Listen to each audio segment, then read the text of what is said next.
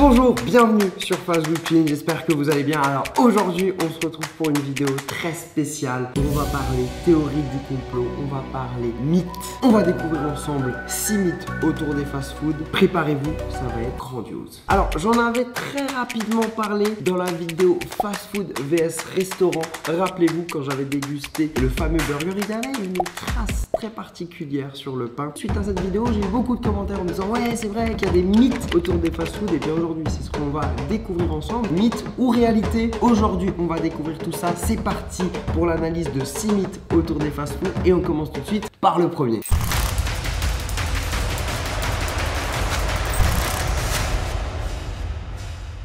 Alors le premier mythe, c'est le plus connu. On va parler de cette fameuse trace blanche qu'il y a derrière les pains, que ce soit au McDo, au Burger King. Dans tous les fast-food, il y a une fameuse trace sur le pain du bas. Alors il y a plusieurs théories à ce sujet-là. Il y en a qui pensent que c'est un trou pour mettre des insectes. C'est bizarre, celle-là j'y crois pas trop. Mais je pense que la théorie la plus répandue est celle d'une pilule anti-vomitive. Alors d'où vient cette fameuse théorie? C'est très simple. Il y a deux grandes idées. Premièrement, c'est que quand tu manges au McDo, tu manges des produits qui sont assez fat et pourtant après tu n'as pas mal au ventre, même si tu manges beaucoup de burgers. Bon alors ça déjà je pense que pour le coup c'est faux. Et ensuite il y a une autre explication, ce serait de dire que quand tu es malade et que tu vas manger McDo, et bien après tu vomis pas. Et je sais pas si ce mythe part vraiment de là, mais non, ce mythe est totalement faux. Il y a deux explications qui je pense sont levées le voile là-dessus. C'est premièrement, les pains dans les fast-foods sont des pains congelés. Et en fait cette trace là c'est tout simplement une trace de décongélation sur le pain. Donc ça c'est une des explications. Moi je pense que l'explication qui est la bonne est la seconde. En fait, pendant la cuisson du pain, la chaleur va relâcher de l'humidité,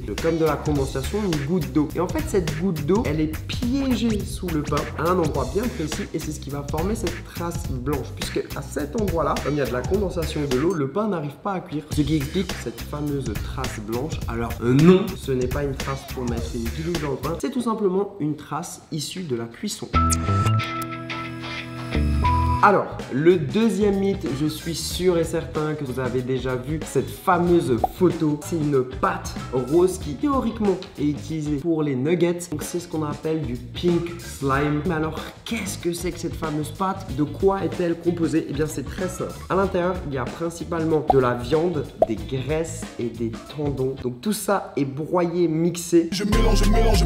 Et cette pâte-là a été beaucoup utilisée aux États-Unis dans les années 2010, mais rassurez-vous, les usines qui produisaient cette pâte-là ont fermé. Donc depuis 2012, c'est très peu utilisé dans le monde. D'ailleurs, dès 2010, McDo, Burger King, KFC avaient fait un communiqué disant que eux n'utilisaient pas ça. Mais bon, le sujet c'est quand même de savoir comment sont faits au final les nuggets. La réponse en images, McDo au Canada a sorti une vidéo pour vous expliquer comment sont faits les nuggets. C'est hyper intéressant. On va regarder ça. Donc là, c'est une personne de McDo qui explique qu'ils ont reçu une question de la part d'un des clients. Et regardez la question. What are legitimately in McNuggets? Is there pink goo? I'm guessing this is the image that you're referring to. We don't know what it is or where it came from, but it has nothing to do with our chicken McNuggets. La réponse de McDo, c'est nous on sait pas ce que c'est, on sait pas d'où ça vient, et ça n'a rien à voir avec nos nuggets. Continuons. So on this part of the line, the chicken breast that's been separated is being collected into this bin. This is the chicken breast that we use in the chicken McNuggets. Pour l'instant, ce que je vois, c'est du blanc de poulet. Ça a l'air d'être de la viande de plutôt bonne qualité. Ils sont en train de la préparer, donc ils récupèrent tous les blancs de poulet. Là, en gros, toutes les escalopes de poulet sont hachées. C'est dégueulasse. Ils font la petite comparaison entre l'image que je vous ai montrée et la réalité. Donc à savoir que l'image est beaucoup plus rose que les blancs de poulet qui ont l'air d'être assez naturels pour le coup. Bon, je sais pas vous, mais j'ai été convaincu par cette vidéo. Donc non, le mythe que les nuggets sont faits avec une fameuse pâte rose est lui aussi faux. Alors là, on est encore sur un grand classique des mythes au McDo. D'après les légendes urbaines, le McDo ne pourrit pas. Ça part d'une découverte d'un certain monsieur Whipple qui un jour est allé commander un burger au McDo et l'a gardé en poche avec son ticket de caisse. Cette personne a retrouvé son burger 14 ans plus tard. Va savoir pourquoi le mec a laissé un burger dans une veste pendant 14 ans, mais en tout cas, il avait le burger et le ticket de caisse. Et regardez bien les photos parce que c'est choquant. Donc regardez, ce burger, il a 14 ans et pourtant on a l'impression qu'il est encore tout neuf quoi. J'en mangerais bien un morceau. À savoir qu'il y a aussi des youtubeurs qui ont réalisé des expériences en laissant tout simplement un menu Big Mac à l'air libre pendant 50 jours. Dédicace à toi le grand JD, regardez le résultat, c'est assez impressionnant. Ce Big Mac s'est décomposé mais il n'est pas devenu moisi. Là on se dit ok mais le mythe est réel quoi. Alors pourquoi un burger McDo ne pourrit pas? Il y a plusieurs hypothèses, je vais vous les donner. Donc premièrement, il y aurait des agents de conservation chimique dans le burger qui fait que le burger ne pourrit pas. Deuxième hypothèse, le burger est tellement salé qu'il est protégé de la moisissure. Troisième hypothèse, la petite taille du hamburger lui permettrait de se déshydrater suffisamment vite pour que l'environnement ne soit plus assez humide pour le développement des moisissures. Et quatrième hypothèse, il n'y avait pas de spore de moisissure sur le lieu du stockage du hamburger. Bon, parmi ces 4 hypothèses, il y en a une qui est juste. Vous avez 3 secondes pour deviner. La bonne réponse était la réponse 3. Qu'est-ce que c'est votre dernier mot? Tout simplement parce que dans les fast-foods, les burgers sont plutôt petits. Le burger va sécher tellement rapidement que la moisissure n'a pas le temps d'arriver et de se développer. Puisque pour qu'il y ait de la moisissure du pourri, il faut qu'il y ait de l'humidité. Donc du coup, ce mythe, bah j'ai envie de dire, c'est pas un mythe quoi, c'est une réalité. Voilà. Mythe suivant.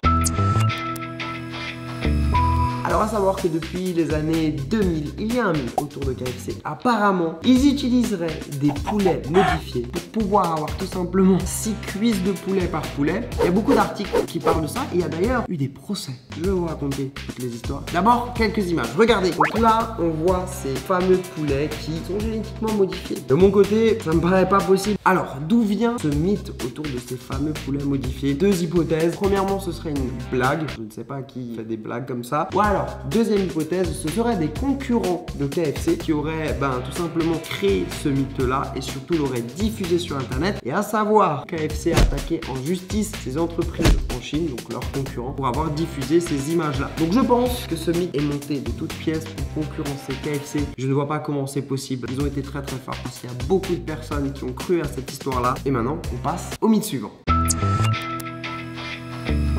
Alors là, on va parler d'une photo qui a fait le tour du monde. On parle évidemment de cette photo. Il y aurait un Américain qui aurait trouvé un rat pané dans son bucket de poulet. Wow. Mais attention, l'histoire ne s'arrête pas là. C'est un Américain au nom de Devorize Dixon. C'est lui qui a posté la photo. Il y a des choses assez étranges à son sujet. Premièrement, la personne qui a trouvé ça n'a pas souhaité collaborer avec KFC. Donc déjà, c'est assez étrange. Deuxièmement, il n'a jamais porté plainte. Donc pourquoi il ne l'a pas fait? Est-ce que c'est fake? Moi, je pense que c'est fake. Pourquoi? Regardez bien la photo. On voit clairement que sous la panure, c'est du poulet. Certes, le poulet a une forme très particulière. D'ailleurs, c'est ce que KFC a confirmé. Il y a certaines fois des poulets qui ont des formes assez particulières, mais pour le coup, moi je suis convaincu au vu de la photo que c'est de la viande de poulet et pas du rat. Donnez-moi votre avis dans les commentaires, mais pour ma part, ce mythe-là est une pure légende.